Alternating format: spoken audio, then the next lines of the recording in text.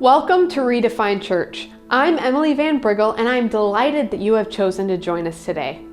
We are a gathering of diverse people from many different backgrounds who are exploring faith at the intersection of life, community, and mission. Why redefined? We've noticed that the timeless message of Jesus Christ has been complicated by unnecessary religious obstacles. Simply put, we believe that every person can have a meaningful relationship with God, and we hope to clear the path for you to do that. Jesus welcomed people to belong, he walked with them so that they would begin to believe, and he empowered people to become who they were designed to be. We invite you to join us on this incredible journey. We encourage you to participate in whatever way you feel comfortable. Feel free to join us as we sing. Let praise be a weapon that silences the enemy. Let praise be a weapon that conquers all anxiety.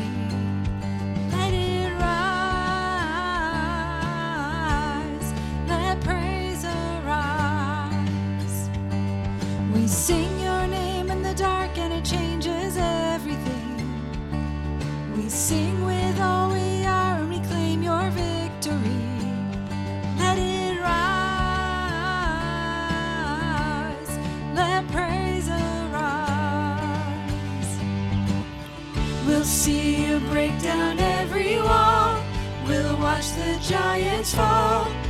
Fear cannot survive when we praise you.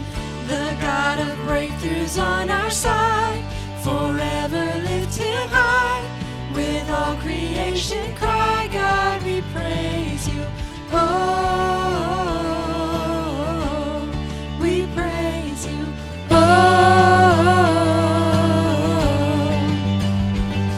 Let faith be the song that overcomes the raging sea. Let faith be the song that calms the storm inside of me. Let it rise. Let praise arise. We'll see you break down every wall. We'll watch the giants fall. Fear cannot survive when we praise you. The God of breakthroughs on our side, forever lifted high.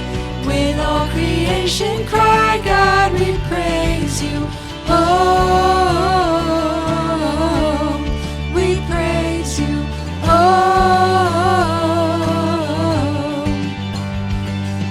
this is what living looks like.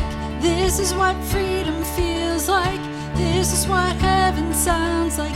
We praise you, we praise you. This is what living looks like. This is what freedom feels like. This is what heaven sounds like. We praise you, we praise you. This is what living looks like. This is what freedom feels like. This is what heaven sounds like. We praise you, we praise. We'll see you break down every wall. We'll watch the giants fall. Fear cannot survive when we praise you. The God of breakthroughs on our side, forever lifted high. With all creation cry, God, we praise you. Oh, we praise you. Oh, we praise you.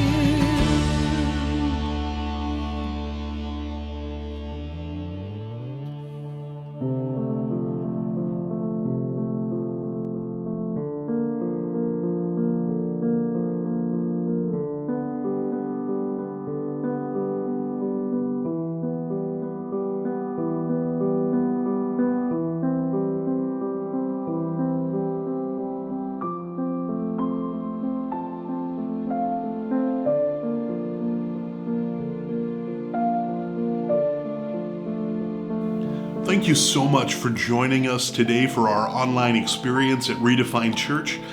And we are starting a brand new series today. It's going to be a short series, but it's a series called Thankful Generosity. And today's message is going to be thankfulness in every season. Now, all of us have something to be grateful for. And if you woke up today and you breathed another breath, guess what? You can be thankful for that. And as a byproduct, the byproduct of gratitude is generosity. And when we consider our time, our talents, our treasure, all that God has entrusted to us, our hearts should be filled with thanksgiving and should be filled with an abundant generosity that leads to that abundant generosity. The earmark of the Christian experience should have these two things, thankfulness and generosity. In fact, we should be the most generous people on planet Earth. And the reality is that not all of us are, because it doesn't happen just accidentally or by happenstance. It happens when we are intentional.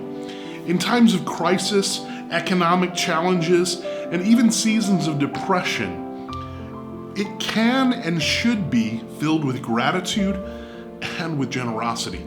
Now that may just seem counterintuitive, but the way of following Christ isn't the natural way.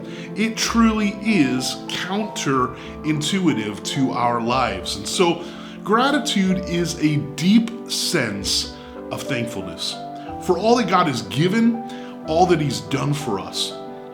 First and foremost, He gave His Son, Jesus Christ, for our forgiveness and for our peace. And secondarily, we have our time, our talents, and our treasure. Everything that we have, number one, is God's, and He's given it to us to steward. And so gratitude comes from a deep sense of thankfulness. And in light of generosity, that should be shown, that God has shown to us. We should allow that to flow out of our lives. Generosity is not an amount, but a posture of the heart. Let me say that again. Generosity is not about an amount. It is the posture of the heart. There are those that can be extremely generous because God has blessed them in big ways.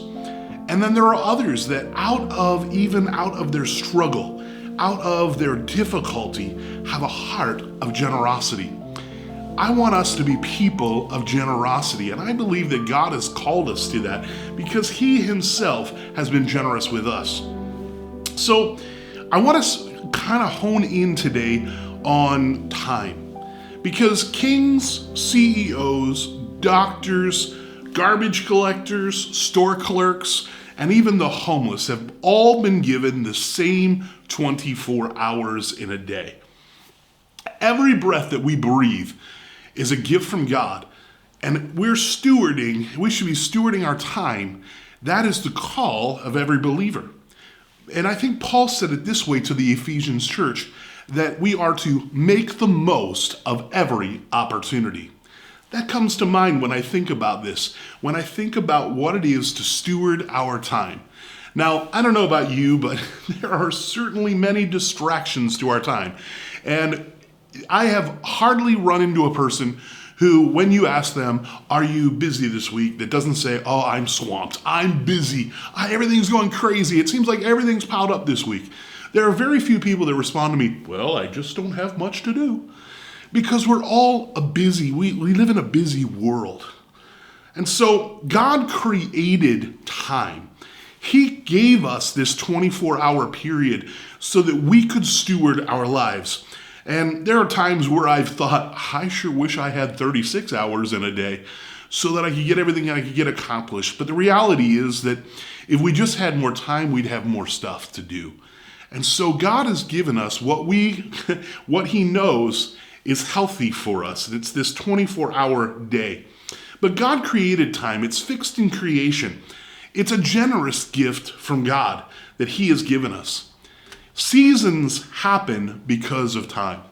Have you enjoyed the seasonal change? I love seeing all the trees and all the leaves, the beautiful colors, and just enjoy this season change. But seasons happen because of time. Think about it. Music happens in the confines of time. Mathematics and sciences are sustained by time. Medicine and therapy, all of those things are held together or entrenched in time. So what are we doing with the time God has given us?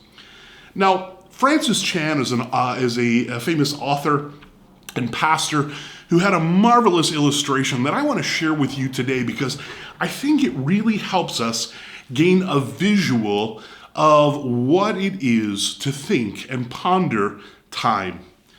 I have a rope here, and this rope, it's beautiful. Picked it up at the Brico and thought it was a perfect European color. So I have this rope, and it's a very, very long rope. It just continues on. And what I want you to do is I want you to imagine that this rope goes on forever, that there is no end. And right at this very end, I have a little bit of green tape, which indicates if we were to imagine that this rope is a timeline, that this green section is our life here on earth. An eternity that extends long and far beyond this little green section which represents our life. So many of us, when we think about time, we think about coming here into this section. And we think about how important it is to develop and grow and get a good education so that we can get a good job here. And you know why we want a good job here? Because we want to enjoy and do everything we can to make it comfortable right up to the very end.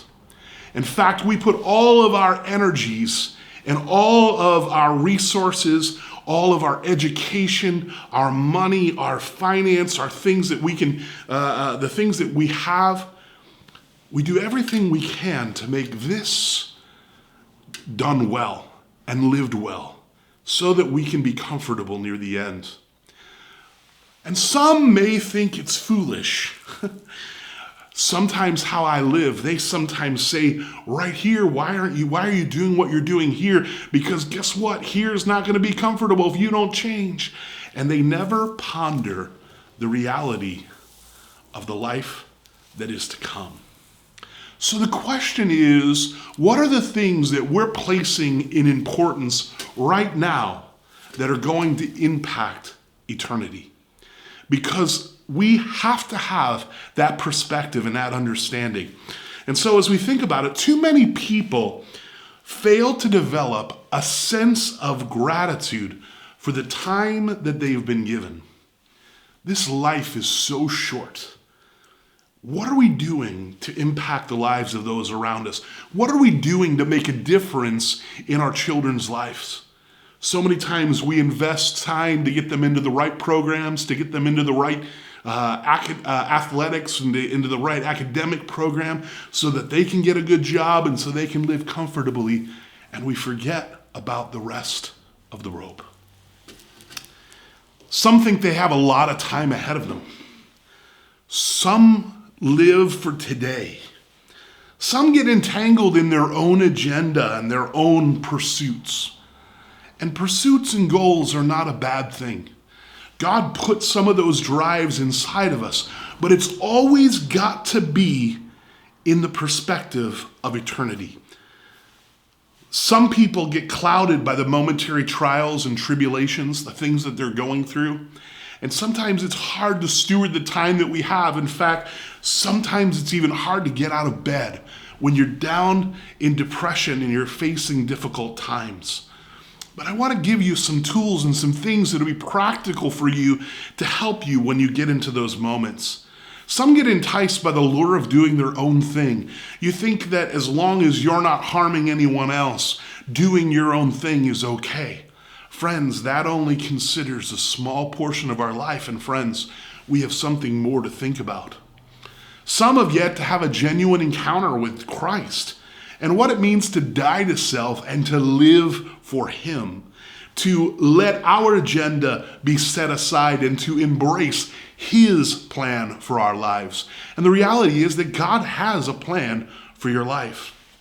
Is it possible that people who have no religious background just aren't intrigued because Christians don't have and exhibit a sincere gratitude for the time that they have?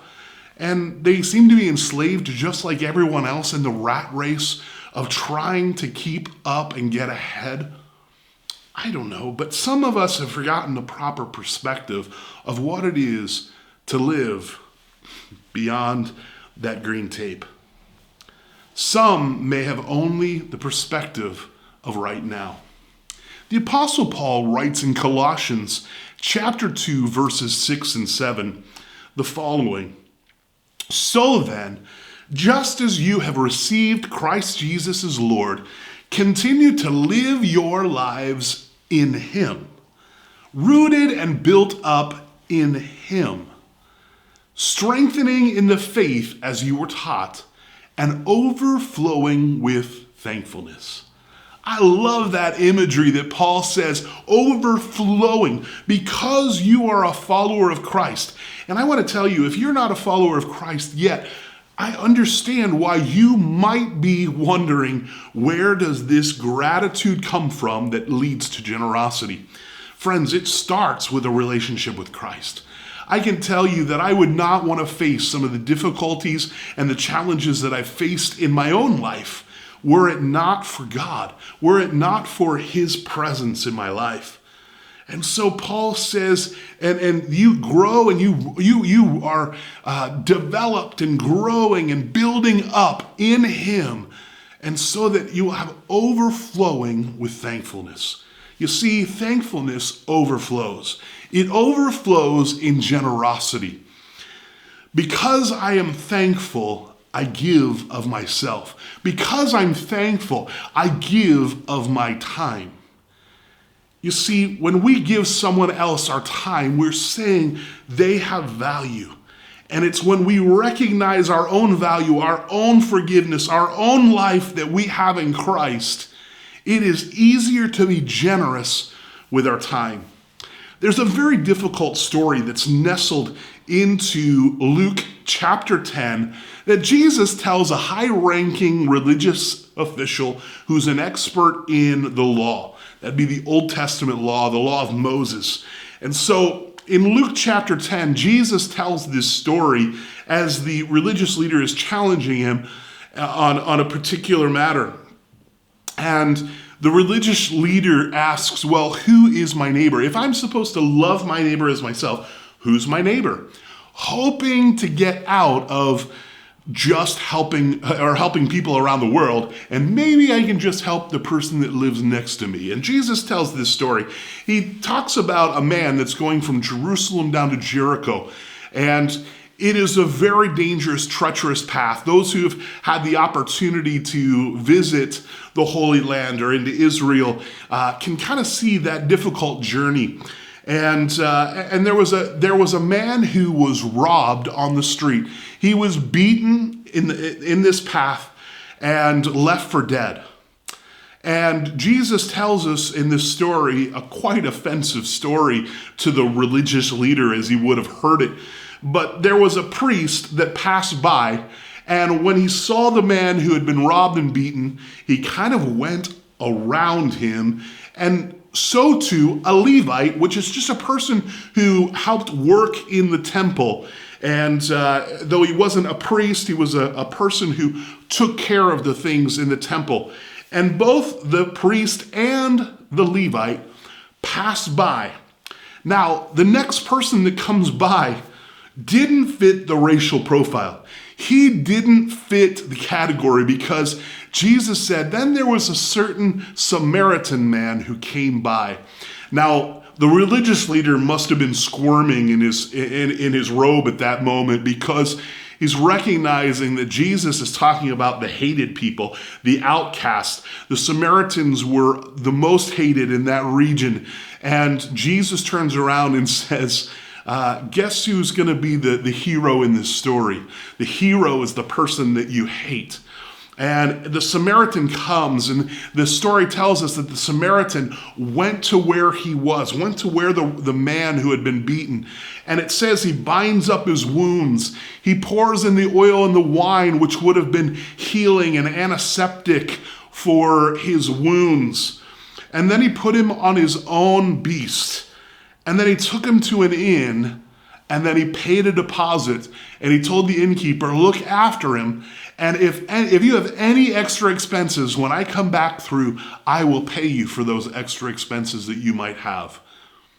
What an incredible story. What an incredible gift. But let me tell you, this wasn't just something that was easy to do. It's obvious from the story that the Samaritan had a purpose for being on that road. He was obviously going from one place to the other to do business or to do whatever he was doing, whatever he was doing to journey there. There are very few of us that are out just wandering. We have purpose. We're going from one place to another. In fact, many times there are places and opportunities where we could help, but we're just in a hurry. And so this Samaritan must have been on this journey. It must have taken a great time and a delay, and must have caused great inconvenience to the Samaritan to take care of this man, but taking care of this man was the right thing to do. It was the generous thing to do. He gave of his resources, of his own animal, all of these things, and of his time, of his precious time that interrupted his day, interrupted his journey. And yet he was the one who Jesus said, now this is a neighbor. This is the one who takes care. So what if this had been your child? What if this had been you? Aren't you thankful that Samaritan stopped by and took time? For each and every one of us, I remember when I got a phone call from Cambodia. I was sitting in New Jersey and I got a call from Cambodia, and I thought, well, this is unusual. And it was a missionary there living in Cambodia that was connected with the church in New Jersey, and said, my daughter is moving back to the States and needs a place to stay. Could you help her? Do you know of anybody that could help her? And I knew that we had a spare room in our house, and I called Gail and said, hey, can we take in another person? Can we have her live with us? I had never met her. I didn't know who she was. But Gail, of course, immediately said, yeah, let's make it work. And so I ended up meeting with this young lady, this daughter, and said, you can stay with us until you get on your own, until you find a place to live. We're happy to have you. And all I could think of was, what if somewhere down the road, I am in another country or another place, and my daughter needs a place to stay? I sure hope there's someone who would reach out, who would give time, and who would love my daughter in the way that we have for this young lady that we had never met. And she's a delightful friend even to this day. We're so thankful that God just blessed us with her presence, and we were able to bless her with time and with a place to stay. So many of us have to figure out, where are we going to start? As we start this series of thankful generosity, how should we focus our hearts? That's the question that we have today. So many people say, I'd be generous. I'd love to be generous. And in fact, I even plan, I will be generous when I have blank. Fill it in. When I have more money, when I get a job promotion, when I get that promotion, when I get that next big thing, I'll be generous. If I just had more time, more money, more something to offer. Friends, be generous with your thankfulness. Overflowing in thankfulness. Start from a place of gratitude. Remember, I said earlier that the generosity isn't about an amount. It's about a posture of the heart. It's about saying, God, you have blessed me. I want to bless in any way I can. Doesn't mean that we can bless in the same way someone else might be able to, but we can always be generous with whatever we have. So start from a place of gratitude.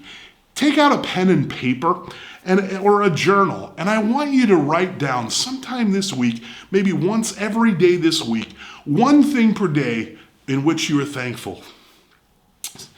If you can, remember a time when God answered a prayer in a time of need.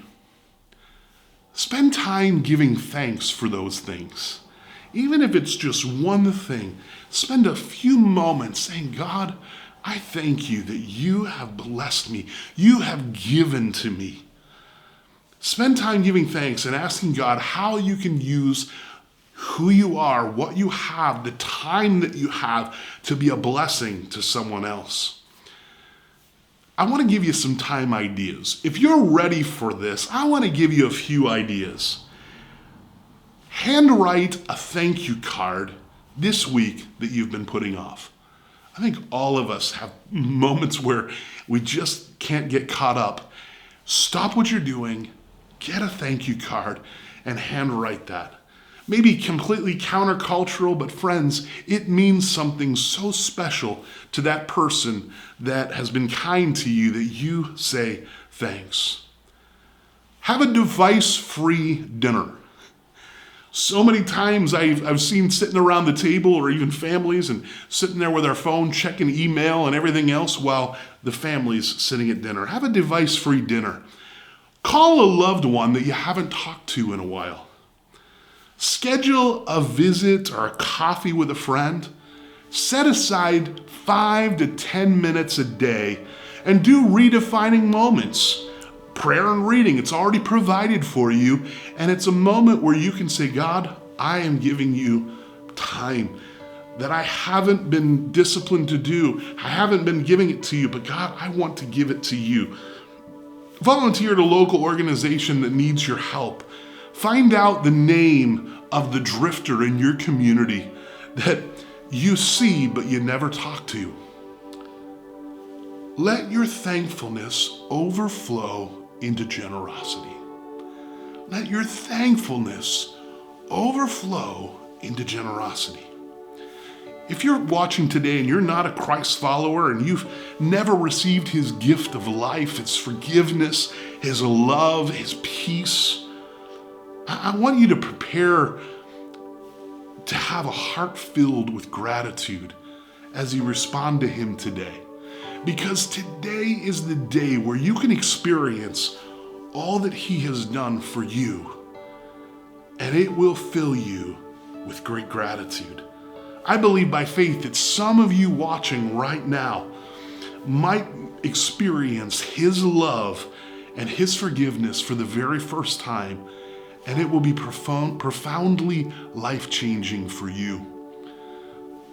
I want to tell you, friends, that as we consider the seasons of time in which we live, that we are called to first be thankful, to be people filled with thankfulness, overflowing, as Paul says, with thankfulness. And as we do, it's going to manifest itself. It's going to be revealed in our generosity. In the time that we have, what are you doing with the time that you have been given? Let's make a difference, not only in our own lives, but in our family's life and in the life of those around us.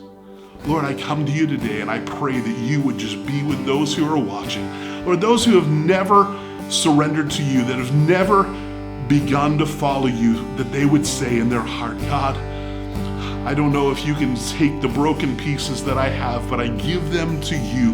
I give you my heart, my life.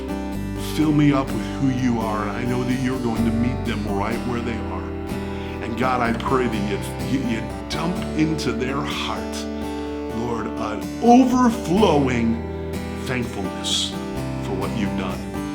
And God, for those who have just been struggling, who've been running the rat race, God, I pray that you would help us take a step back and say, God, how would you have us steward our time? How would you have us use our time, not just for the comfort of our life here, but Lord, that we would see an eternal focus, and how we would recognize that the things that we're doing today matters for eternity when we do it for you.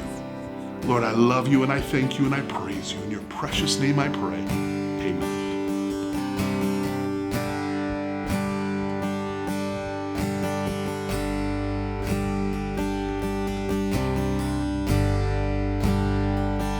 I love you, Lord. Oh, your mercy never fails me. All my days I've been held in your hands. From the moment that I wake up until I lay my head, I will sing of the goodness of God. And all my life you have been faithful.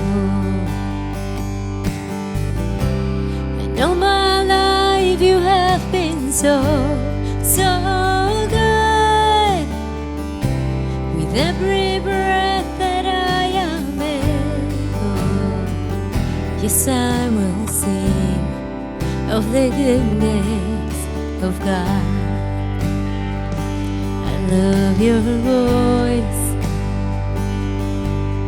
You have led me through the fire in darkest nights. You are close like no other. I know you as a father. I know you as a friend. And I have lived in the goodness of God. All my life you have been faithful. All my life you have been so, so good.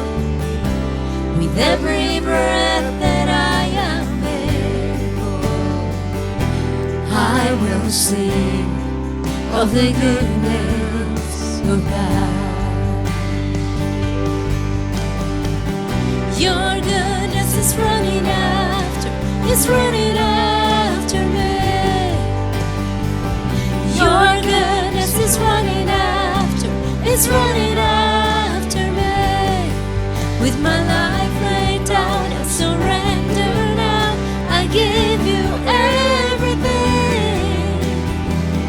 Your goodness is running after me. Your goodness is running after me. Your goodness is running after me. With my life laid down and surrender now, I give you everything. Your goodness is running after me.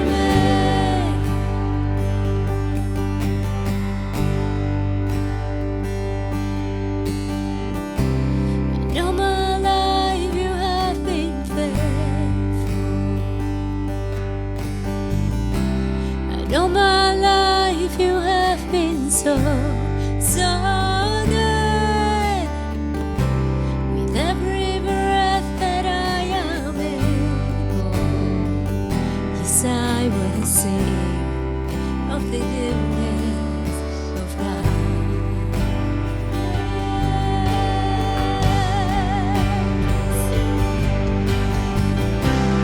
All my life you have been faithful. All my life you have been so, so good. With every breath that I am able, yes, I will sing of the goodness of God. Yes, I will sing of the goodness of God.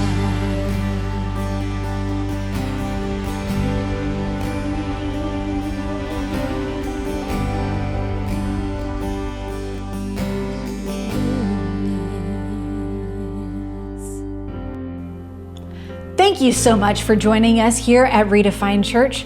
If you have any questions or want prayer, we encourage you to send us a private message. We would be happy to connect with you and to pray with you to help you in your faith journey. Make sure this week to get a hold of the Redefining Moments. You can find those on our website and on our Facebook page. It's a daily prayer and Bible reading guide designed to help you grow and in your walk with Jesus Christ. Make sure that you check out our website so that you can see everything that's happening and to be part of that here at Redefined Church. May God bless you, and we hope that you have an incredible week.